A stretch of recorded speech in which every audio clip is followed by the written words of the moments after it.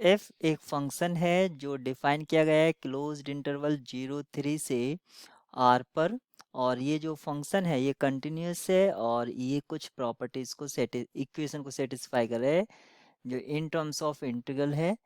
ये है 0 से 3 F X D X equals to 3। तब हमें इसका वैल्यू फाइंड आउट करना है 0 से 3 जो एक्सप्रेशन दे रखा है।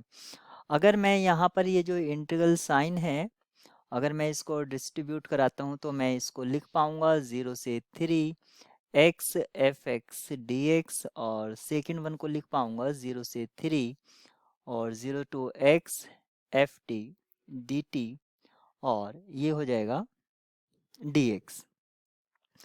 अब आप यहाँ पर देख सकते हैं क्योंकि जो हमारे पास 0 से 3 एफ एक्स डी एक्स इसका वैल्यू तो हम जानते हैं जो कि ये 3 होगा, और यहाँ पर हम एफ टी जो फंक्शन है, फंक्शन जो एफ है वो अननोन है।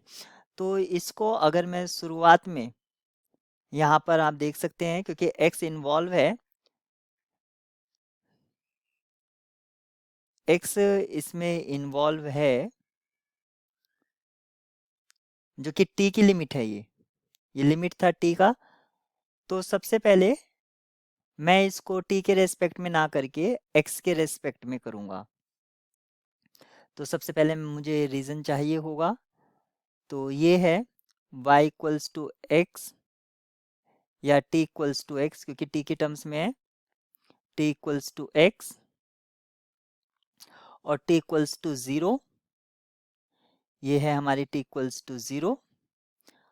दूसरा है 0 से 3, जो x का वैल्यू है वो 0 से 3 है, तो आप ये ले सकते हैं। तो ये रीज़न है हमारे पास, रीज़न ऑफ इंटीग्रेशन। और इस रीज़न ऑफ इंटीग्रेशन में मुझे सबसे पहले x के रेस्पेक्ट में करना है, तो मुझे एक स्ट्रिप x एक्सिस के पैरेलल कंसीडर करनी होगी।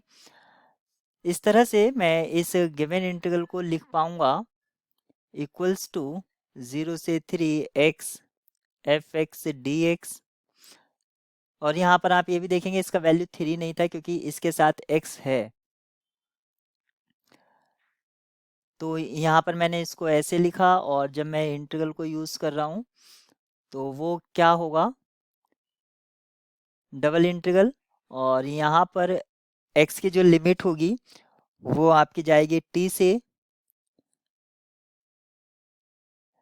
और x इक्वल्स टू कितना आएगा यहाँ पर 3, t से 3, और y की लिमिट t की लिमिट 0 से और ये भी 3 तक। अब हमें जो फंक्शन लिखना है वो हो जाएगा F T D x D T.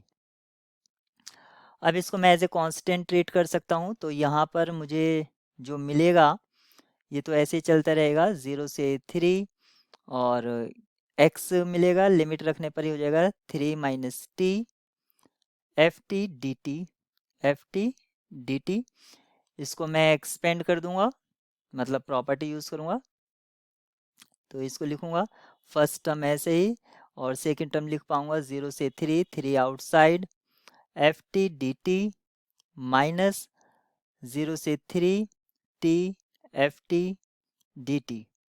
और जो फर्स्ट टर्म थी उसको भी मैं लिख देता हूँ 0 से 3 x F X D x. अब आप देखिए ये और ये जो लास्ट टर्म है ये कैंसिल हो जाएगी, क्योंकि वेरिएबल चेंज करने से इंटीग्रल पर कोई फ़र्क नहीं पड़ता है, तो ये कैंसिल आउट हो जाता है। तो यहाँ से हमें जो मिलता है वो 3 टाइम्स 0 से 3 एफ टी डी टी ये मिलता है, और इसकी जो वैल्यू दे रखी है हमें वो 3 दे रखी थी, 3 3 इज़ 9। तो फाइनल इस इंटीग्रल की जो वैल्यू है वो 9 होगी।